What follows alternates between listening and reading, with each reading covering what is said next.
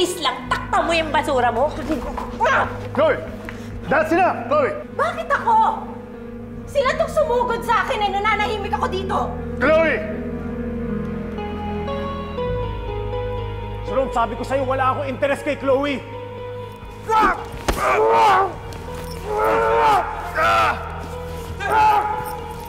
Sir, tigil niyo yan! Pag di mo tinigilan si Chloe, babalikan kita. Iyong-iyo na si Chloe!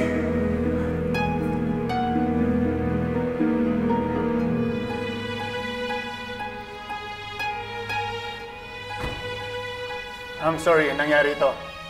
Ngayon ko lang nalaman ang tungkol dito. But please, I would really appreciate kung ititigil niyo na ito ngayon. Pasensya na kayo. Nirerespeto ko kayo. I'm sorry kung nakita niyo to.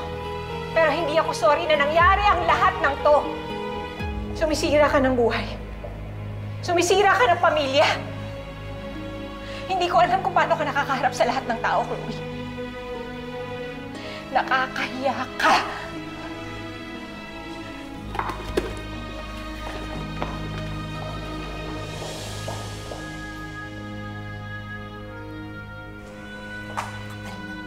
Kapal na mukha talaga. Friendship over. Final answer na talaga. Napatunayan ko na talaga walang kwentang kaibigan niya si Chloe. Alam mo, masaya ako, Bes, na nangyari ito. Bes, uy! Uy! Bes, tulong! Tulong! Bes, tulong! Tulong! Tulong!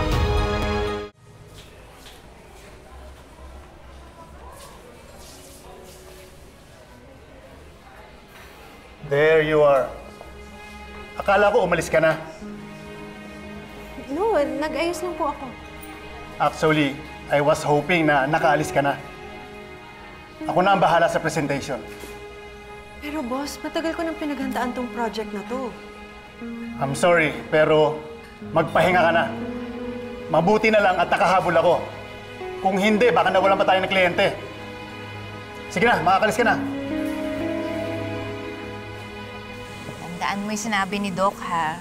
Bawal ka nang ma-stress. Sabi ko naman sa'yo, relax ka lang, eh. Thank you sa pagsama sa akin sa klinik kanina, ha? Pasensya ka na, hindi ko na-control yung sarili ko. Hindi kasi matanggap yung mga sinasabi ni Chloe. Kaloka talaga, no? Siya pala talaga yung promotor. Eh, paano yan, Bes? Ngayon na alam mo nang si Chloe na talaga yung may kasalanan. Absuelto na si Bernard? May kasalanan pa rin siya. Kung tutuusin, pwedeng-pwede niyang iwasan si Chloe. So, ban pa rin siya sa bahay? Sa ngayon, hindi ko pa siya kayang harapin. Oo, sinabi ko na gusto kong mabuo ulit ang pamilya namin. Pero hindi ibig sabihin nun tatanggapin ko lang lahat ng to.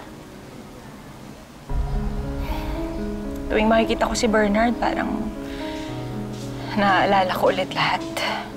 Lahat ng nangyari. Lahat ng ginawa niya. Nakita ka sa emphasis bar. May kasama kang babae. Gano'ng katabi mo na akong niloloko? Love, isang beses lang nangyari yon. Hindi na mauulit yung wala kaming relasyon. Hindi si Chloe. Hindi yung kaibigan ko. Mahirap sabihin na si Chloe yung... Pinagpalit mo na ba kami na magiging anak mo? At sa sali lang naman, imposibleng mangyari yan. Akala ko rin imposibleng papatulan mo si Chloe pero ginawa mo! Hindi ko naman in-expect na mangyayari ulit yun. Ulit? Hindi ito yung unang beses na nangyari to. Matagal niyo na pala akong niloloko! Siguro sa ngayon, kailangan ko na mag-heal. Ang importante, hindi mo pa tinutuldukan. At least, may pag-asa pa.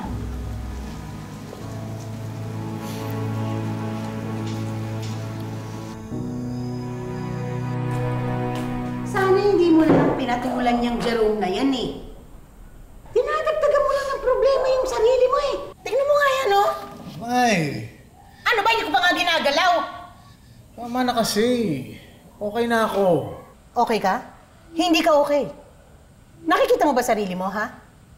Napapaaway ka? Hindi kayo magkasundo ng asawa mo? Pinapabayaan mo yung sarili mo? Ano ba, Bernard? Ganyan ka na lang ba ngayon?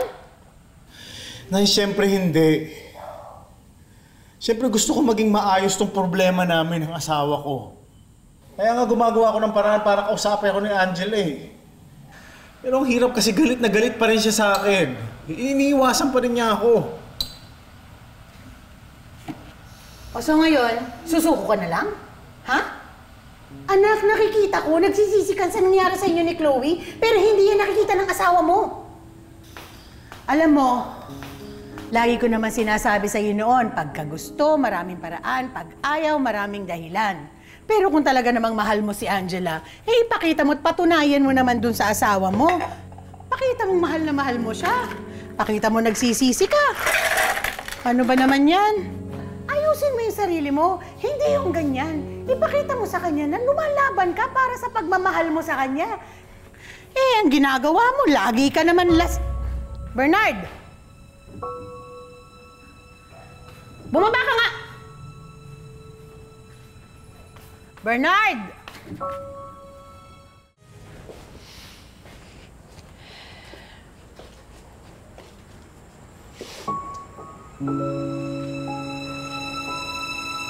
Mamahalin kita hanggang sa huling hininga ko.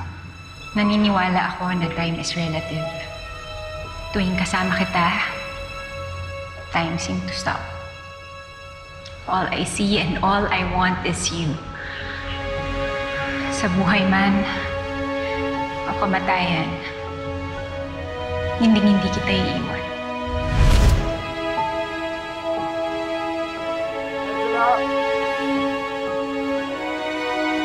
Angela, please! Angela!